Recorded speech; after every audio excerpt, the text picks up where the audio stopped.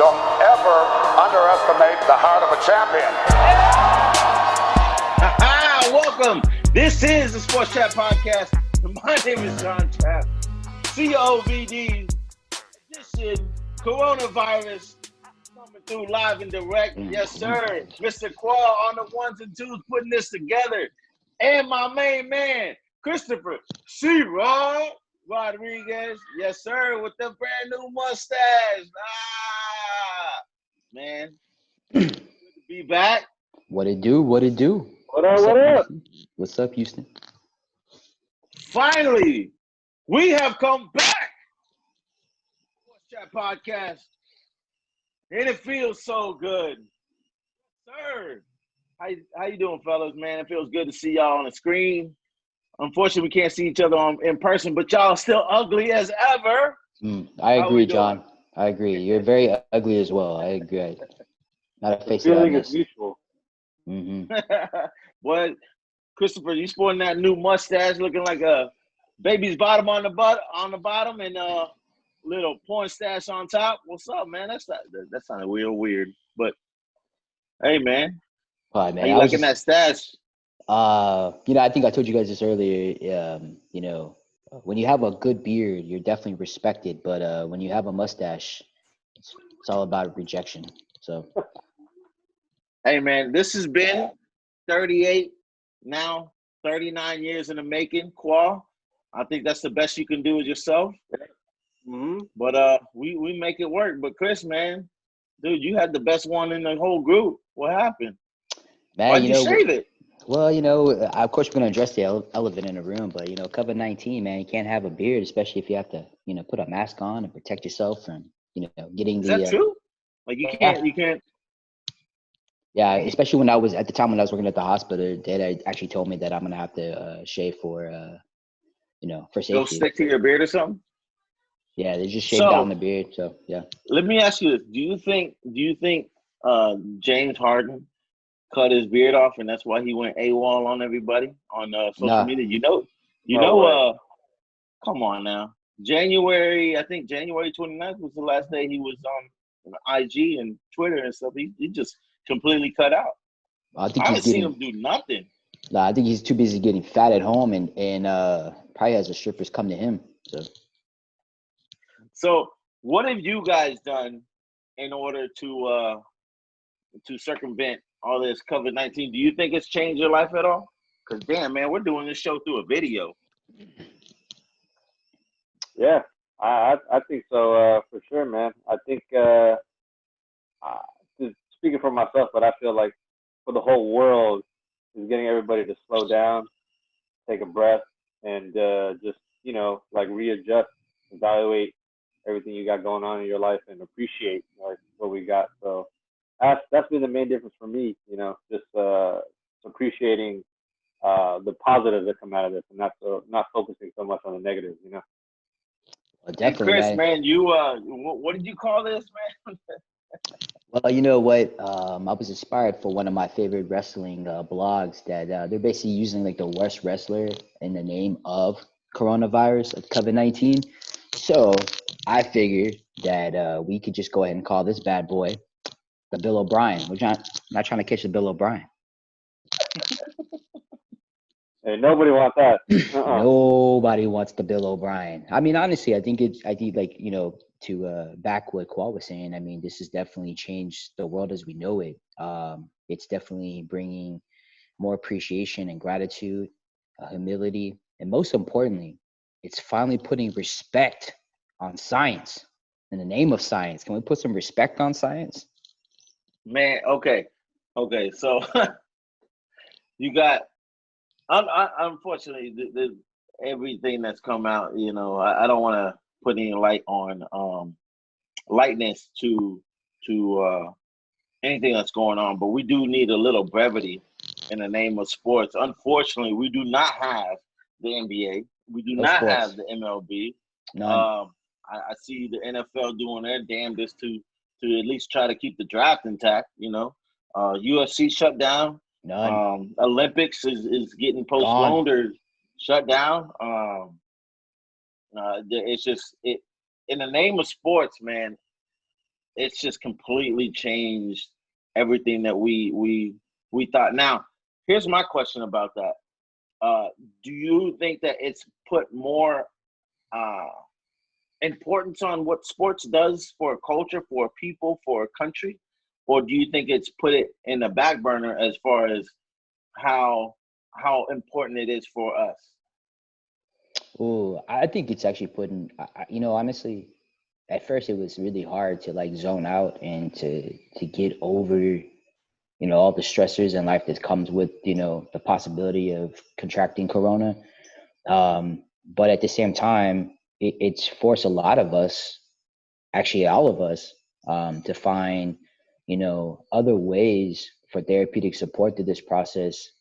If anything, I think for a lot of people, it's brought a lot of families together, more friends, more, socializing, even if it's on the phone or through Skype or FaceTime, etc. Zoom, shout out Zoom.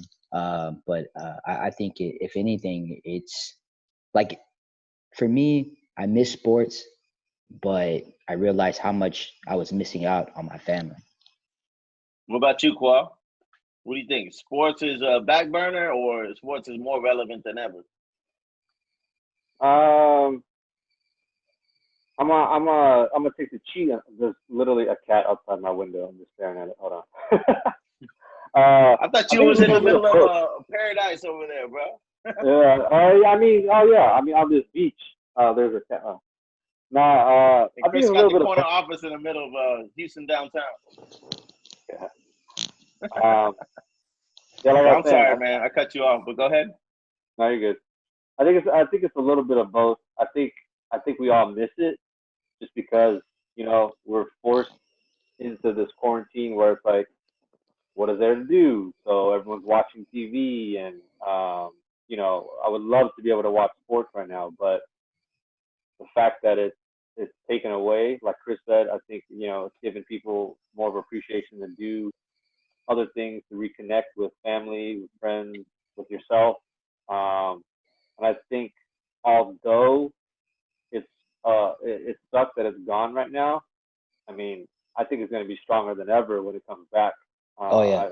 I think, I mean, everything. I think your appreciation for life is going to be like tenfold. Like once this like starts to come down to an end and we see like the light at the end of the tunnel, man, can you imagine that first NFL game, that first basketball? Like, let's say they do allow playoffs to happen, and I mean, I think you'll see like record-breaking attendance and viewership and whatnot. So, do you guys think that they should finish? Huh? Do you guys think they should finish the NBA season? I hope so, man. For all the fans, for the players too. You know that they want to. They would want to. Nobody wants to have their season go to waste, so to say. You know what I mean? Like, I think, especially for morality, I think it'll be good for everybody. Even if you're not in the playoffs, like, hey, just to have it, I mean, I think it'll be amazing. So I think so. Do you think that they should put everybody in one like a small bubble type situation where they're all playing in one or two cities and they just play out the season, or if not the season, just the playoff? Do you agree with that? I only agree with that if James Harden doesn't come back fat. I'm gonna tell you right now. Like, if he comes back fat, I'm like, let's go ahead and call this season an end because Corona got us. It is what it is. Now, just saying. Yeah, I know you mentioned something about the Bill O'Brien virus out there. Yeah. Now, there's a big thing on in Houston sports when it comes to the NFL. I know the Rockets are kind of in the air.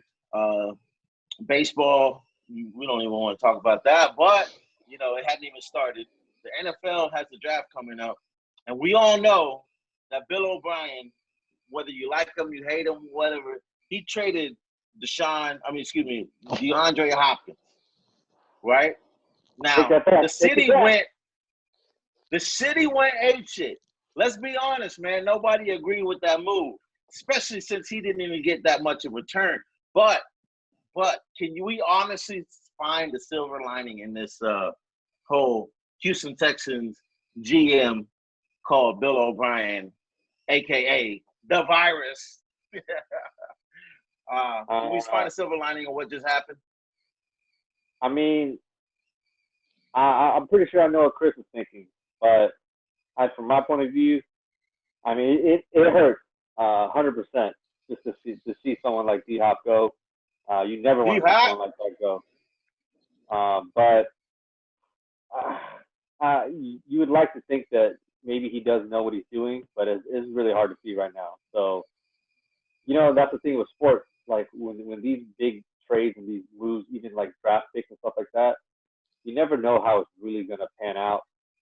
You don't really know what the future, like what could happen. So, to me, D Hop was like one of the pillars of our team, was like one of the shining stars of our team.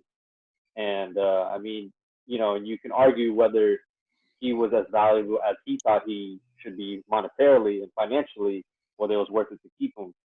But, as a fan of a team that has never made it to that ultimate, height, like he was one of the people that I thought was really going to be able to take us there. So now that we don't have that piece, it's really hard to see without it. So. Okay, so let me play devil's advocate here. Let me just sit there and say I'm on the side of Bill O'Brien, right? And I'm looking at it like this. We about to pay Tunsil, our best offensive lineman, right? We're about to pay Deshaun Watson, the best quarterback we probably already have had in our franchise history.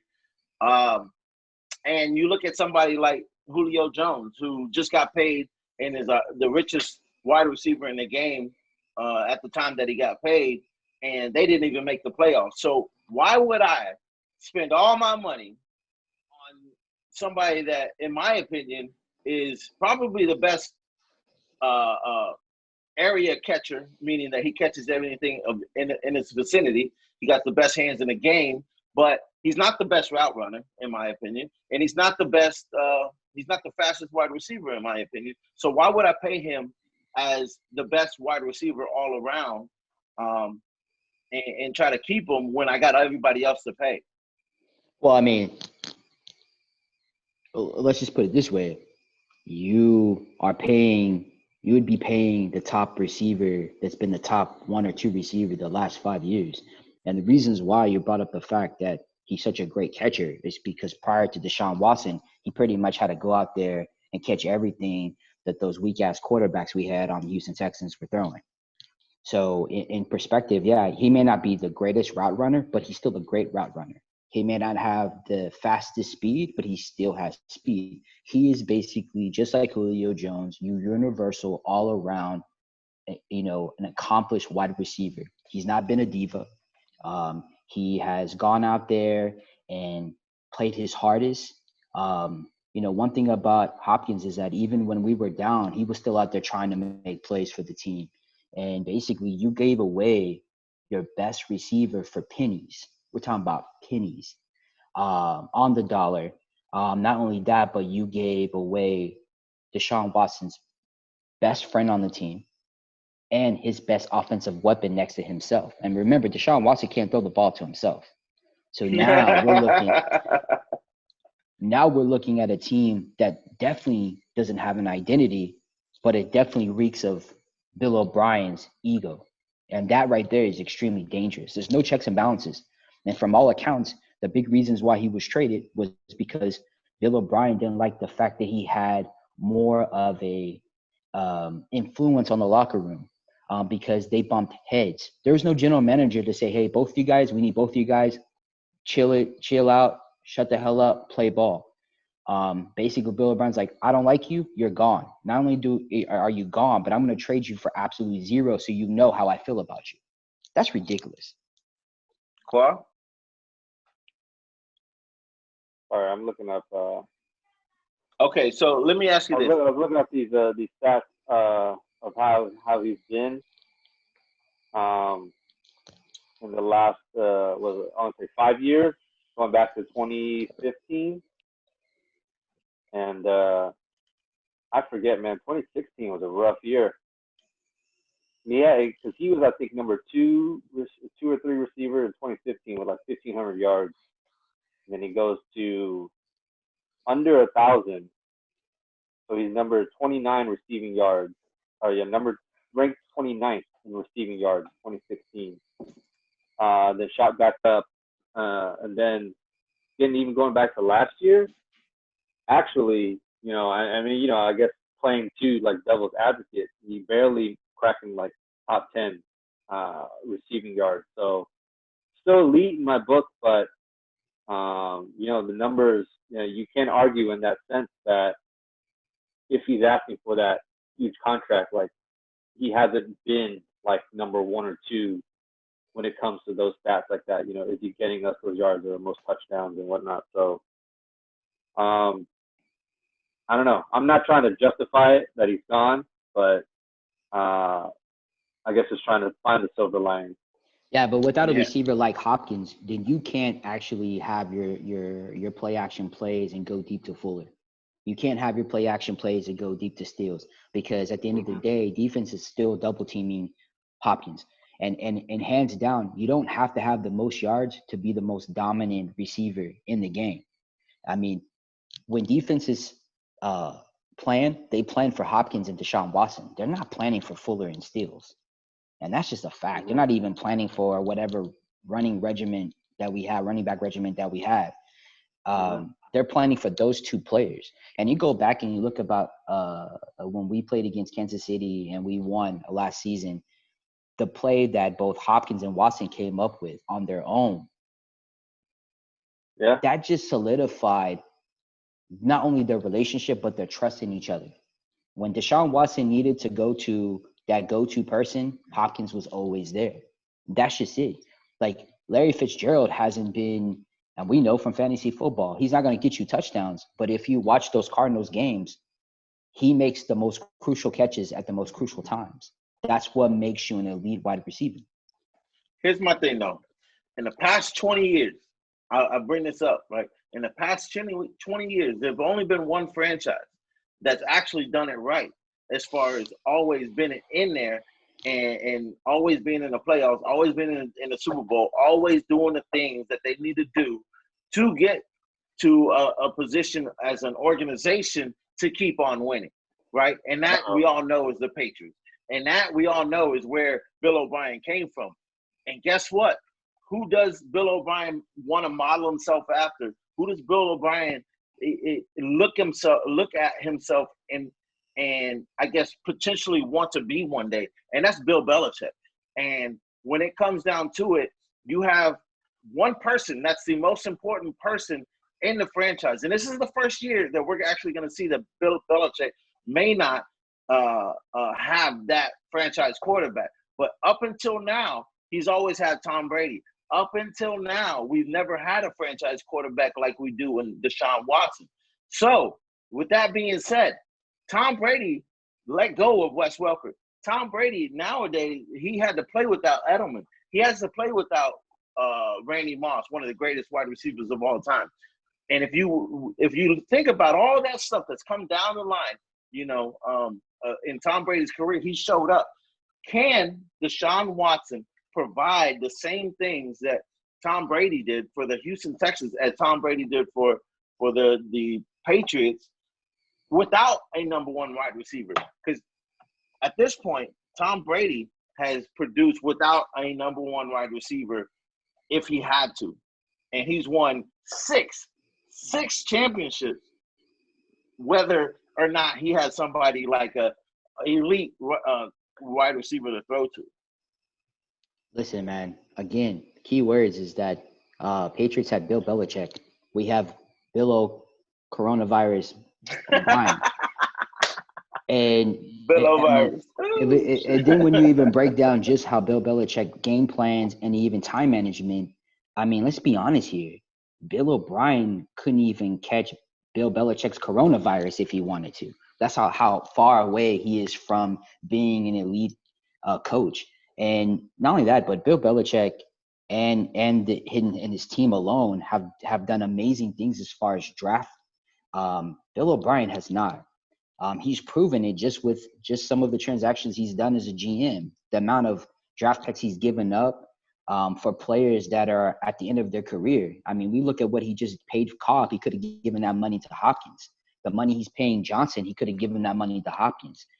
So at the end of the day, I mean, when I go play basketball, I like to believe I'm Michael Jordan.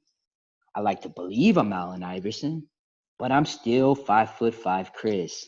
And with Bill O'Brien, I know he wants to be, Belichick, but at the end of the day, he's just Bill O'Brien. Bill O'Brien. Khoa, can we put together something that at least give it? I'm not asking for 6. I'm not even asking for much. I don't even want him to be the next Bill Belichick. I want him to be Bill O'Brien, right? Can I get one? Can I get one championship? Do you believe that Bill O'Brien can deliver us at least one championship, man? Or do you think that we need to put a sign on top of the Be Someone Bridge talking about, I know you've seen that meme, Bill, we need to fire Bill O'Brien. It says, fire Bill O'Brien. I mean, you know me. You said it earlier too. I'm the optimist Texans fan, and I always want to, give people a chance, give the players a chance, give the organization a chance. But man, if this didn't seem like the last straw, I don't know what would be. And maybe I don't know if you really went into it earlier, but besides letting Hopkins go, like you said, that isn't the biggest stab in the back.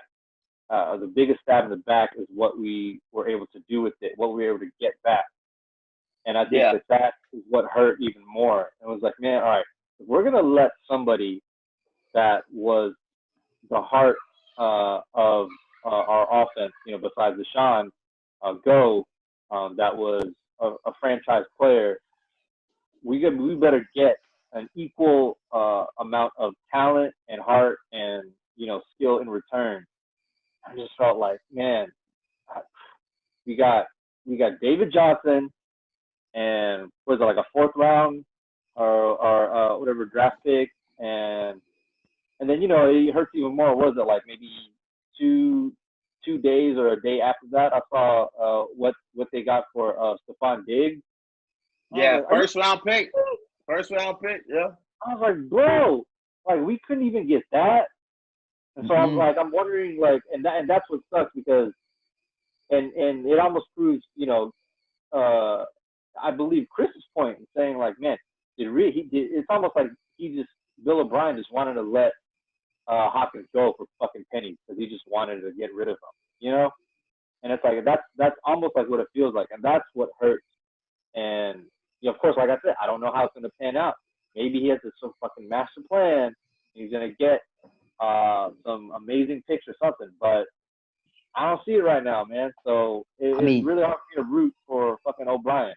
I mean, check this out, John. A year ago, Hopkins and Clowney were 2 of the Texans' 4 best players. They are both now gone, along with the 19th 4th round pick for Barkevius Mingo, Jacob Martin, David Johnson, Jaron Conley via Seattle 2019 3rd round pick, a 2019 2nd round pick, and the 2020 4th round pick. That's awful.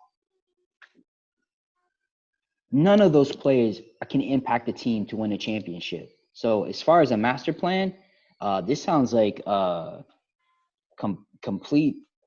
Idiocracy. I always put and give GMs and coaches about 2 or 3 to 4 years, right? To implement their plans and stuff. And to be honest with you, Bill O'Brien, this will be his 2nd off season that he's in charge. Last year he was in charge but didn't have the title. As far as Cal McNair was concerned, and these are by his words.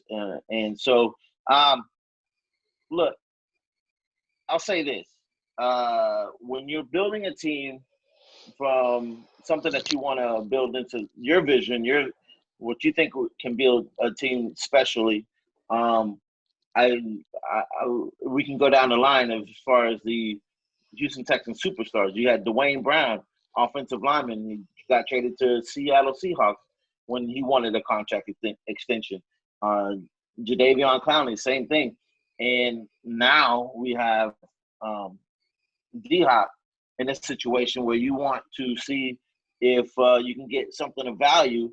And I think whether it's a second, a third, fourth round pick, I'm not too sure what we decided on or what we found out as far as what we got in return for D-Hop, but it's not a first round pick. So with all that being said, I can say this.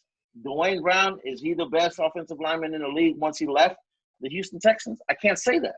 Jadeveon Clowney is a very good player, but is he the difference maker within that? I guess the second generation of the Legion of Boom, if you want to even call that, for the Seattle Seahawks, and I can't even say that. You know, I can't say he's the best player on that team, as far as on the defensive side.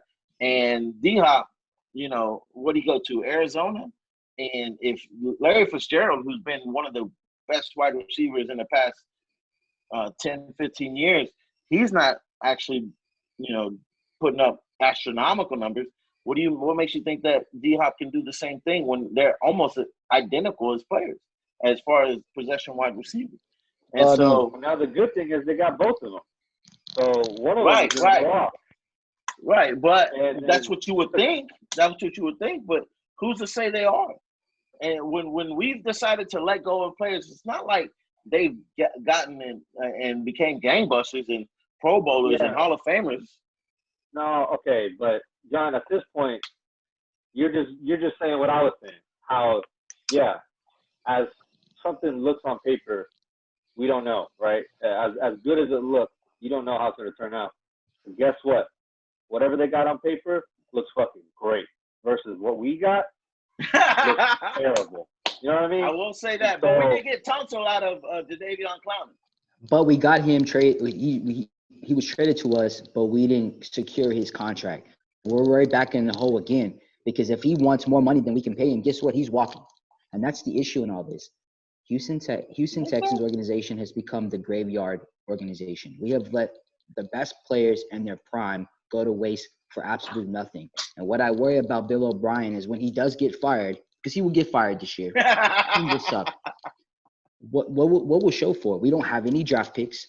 Bill O'Brien has basically goofed and messed up on this roster on many aspects. And now we're looking at Deshaun Watson basically running and scrambling for his dear life because we didn't address the things we needed to address for the last couple of years with Deshaun Watson. And we finally have a franchise quarterback. And again, just like our two franchise wide receivers and our franchise defensive linemen, which are all Hall of Famers, going to go to waste. That's what I want. When you look at the Texans, the division, honestly, you got the Jaguars looking like they're rebuilding. It looks like the Colts are gonna go and try to make something out of old time quarterbacks with Phillip Rivers, and it just it's like, to me, I'm watching like WWF reruns with the Colts, right? And who else is in our division? Because I can't even really the Tennessee Titans, which are way better than they're going to be better than us next year. Do you think they'll be?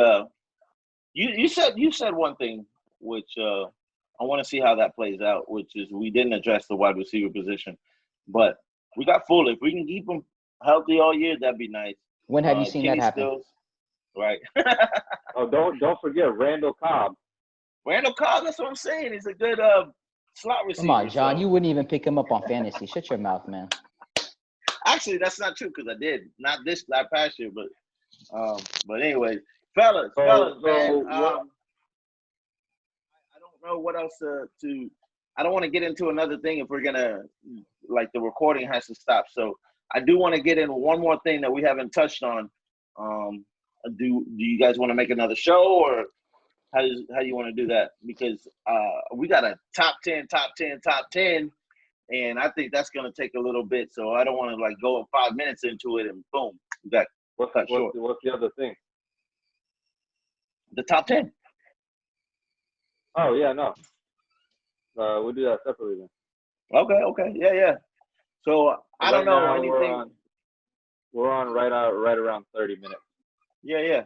So I think we should cut it short, make another show, get into our top tens, and then keep it moving. Okay, let's do a last thought for now of just Texans season. Just like whatever anyone wants to say with like draft, like what we. I was gonna ask what we need for. I'm right now basically using this as like we're gonna cut. I'm gonna cut this out. Sure. But yeah, so all right, so I'll just leave it. All right. So assuming that the draft does happen, which by the way, I looked it up. We got for Hopkins a second round pick for 2020 and a fourth round pick for 2021. So assuming the draft does happen and the season still happens, what do you think our draft strategy should be? What should we go after? Is it receiver? I no. Well, every time I've seen, like, I'm not trying to be cocky in this instance, right? But every time I've seen my team, which is the 49ers, get back to the Super Bowl, they've always built up their offensive line first and then their defense, after which they can plug and play wide receivers and running backs. As long as you have a pretty good quarterback, i.e. Colin Kaepernick, i.e. Jimmy G, porn star Jimmy, i.e. Deshaun Watson. So, Damn, I can't mute. I think that's the strategy we should go with. Let's build up. I know we failed. Well, I don't want to say failed, but so far the two projects of last year's offensive line didn't turn out the way we wanted to. But if we could show up the offensive line, then go after linebackers and defensive linemen, maybe get a defensive back in the free agent market, I think that should be our way to go, because we did already pick up Randall Cobb. And, I mean, I know we haven't seen it yet, but if Will Fuller can stay healthy all year and Kenny Stills, I think I think we'll be all right when the plug and play, especially that we got David Johnson. Hell no, man. Listen, John. If I was to take over this team, I wouldn't know where to start, because honestly, in every aspect, there has really been no priors. Like, no one's prioritized what's the most important thing. This team really has no identity. We're weak on the defensive side, from the secondary all the way to the rush. We have no offensive line. We have we're gonna have another running back situation, which is, we need to have running backs that can actually make plays and make things happen, especially now that Hopkins is gone. We have a receiving core that's either old or hella questionable with injuries. Special teams is still horrible. I mean, where do you go with this? I mean, honestly, the way I look at it is Bill O'Brien's going to look at this like, another tight end. Let's go, guys. Because that's what he's going to do. And that's what's so sad, is that there's not really an area that you can prioritize as more important, because all the holes are so big. They're all important, and they're all crucial to the longevity of not only this team and the season, but for long-term growth. It's scary right now if you're a Texans fan. All right, so we don't have a first-round pick, but we got a second-round pick. You have one position, Chris. Who you taking? Or not who, but like what position you taking? I think because this is probably one of the most talented receiving core, I'm gonna have to go with the wide receiver, and I think that's what he's gonna end up doing. He's gonna end up going at wide receiver. Khoa, what you got, bro? It's got to be a line, man, because receiving core don't mean shit if our star is not protected. So that's a problem. I'd rather have a mediocre receiving core, because I know Deshaun can throw dimes if he's given the proper time and the proper pocket. So if he's protected, I think that matters more. All right, fellas. This is the first episode of the coronavirus. Bill O'Brien, a.k.a. Virus, COVID-19 virus. Hey, man, we're going to try to do this a lot more. 19. I 19. apologize for not having a show up earlier. Everything was moving. Everything's a fluid situation. We're trying to get everything down. Even this was like almost like a makeshift thing to where we're still learning on the fly. So, people, this is y'all's podcast, the People's Podcast, and I'm so happy to be back on the air, live and direct, giving you guys the truth in Houston, H-Town sports, baby. Let's do this. We will be back very, very soon. Keep in tune. Of course, subscribe, like, follow, baby. Let's do this. All right. Houston, we out. Peace. Yeah.